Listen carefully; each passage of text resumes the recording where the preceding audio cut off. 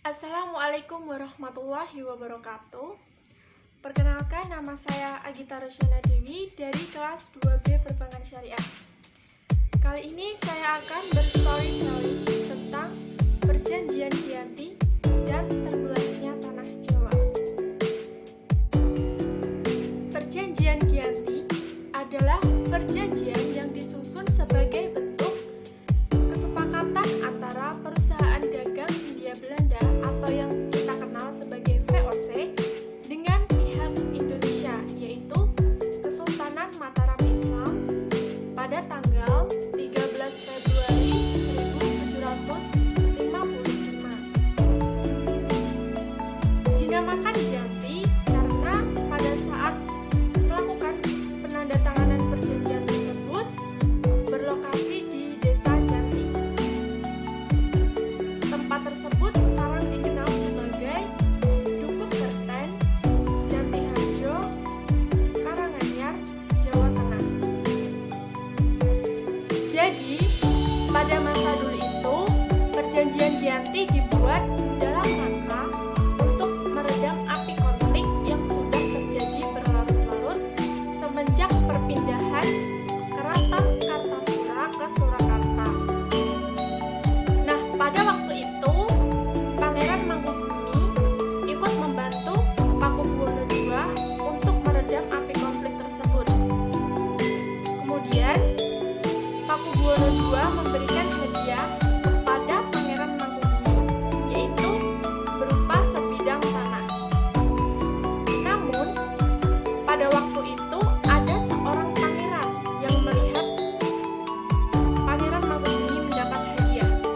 Kemudian, dia melaporkan hal tersebut kepada sang Gubernur Jenderal Baron van Imhoff. Akhirnya sang gubernur itu pun kemudian mengeluarkan sebuah keputusan untuk tanah tersebut tidak jadi dimiliki oleh Pangeran Mangkubumi. Lalu Nicholas Harting, sang gubernur VOC untuk Jawa Utara, melakukan perundingan dengan Pangeran Mangkubumi untuk menyelamatkan daerah kekuasaannya. Setelah berkali-kali melakukan perundingan bersama Pangeran Mangkubumi, akhirnya Harting pun setuju dengan keinginan Pangeran Mangkubumi yang juga ingin menjadi penguasa di tanah Jawa. Pada 23 September 1754, terdapat nota kesepakatan antara pihak VOC dengan Pangeran Mangkubumi.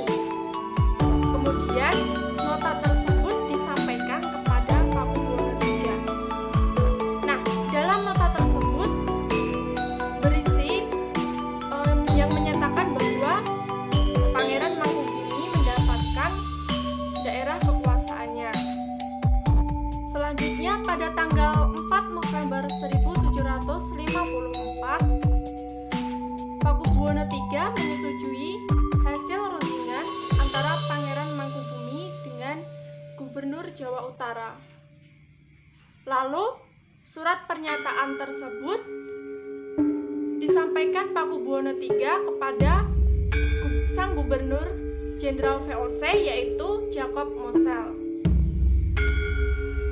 Dari hal ini mendorong terjadinya perjanjian besar yang ditandatangani di Desa Janti.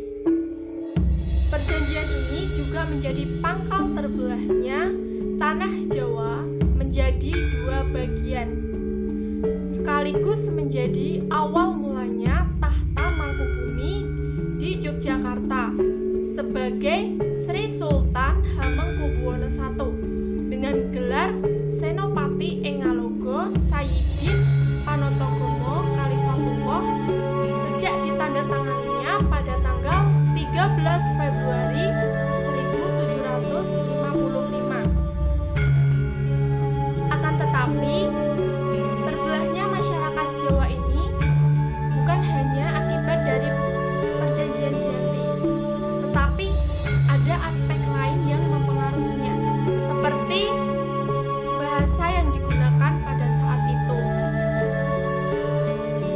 Pada pembagian wilayah, perjanjian Giyanti tidak merincinya dan sengaja mengacaknya, sehingga ada banyak wilayah yang tumpang tindih satu sama lain. Sementara itu, setelah perjanjian Giyanti, Raden Mas Said atau Pangeran Sambernyawa masih terus-menerus melakukan pemberontakan. Dan gerakannya pada Oktober 1755, Pangeran Sambernyawa berhasil mengalahkan salah satu pasukan dari VOC. Dan dia juga hampir saja membakar keraton yang baru didirikan di Yogyakarta pada bulan Februari tahun 1756. Setelah perang bertahun-tahun, akhirnya VOC pun menyudahinya dengan menandatangani Perjanjian Salatiga pada tahun 1757. Nah, pada perjanjian ini disepakati bahwa Pangeran Sambernyawa mendapat sebagian wilayah dari Kasunanan Surakarta. Pangeran Sambernyawa pun mendapatkan gelar Kanjeng Gusti Pangeran Adipati Arya Mangkunegara Lelara Jayamisesa Senopati ing Alga Satriyaraga Mataram ing Nagari Surakarta Adiningrat. Keterbelahan Jawa belum berhenti sampai di situ saja. Pada tahun 1813, pada masa Gubernur Thomas Stamford Raffles dari Kerajaan Inggris, Kesultanan Yogyakarta juga terbelah dengan lahirnya Paku Alaman. Dengan demikian, tanah Jawa mempunyai 4 wilayah pemerintahan dengan masing-masing buku dan perbedaan orientasi politik yang beragam. Di masa Republik Indonesia sekarang, Kasunanan Surakarta dan juga Kadipaten Mangkunegaran sudah menjadi situs cagar budaya.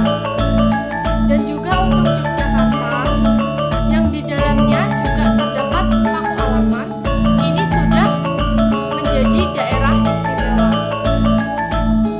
Nah, itu tadi ya teman-teman, sedikit cerita mengenai Perjanjian Giyanti dan juga terbelahnya tanah Jawa.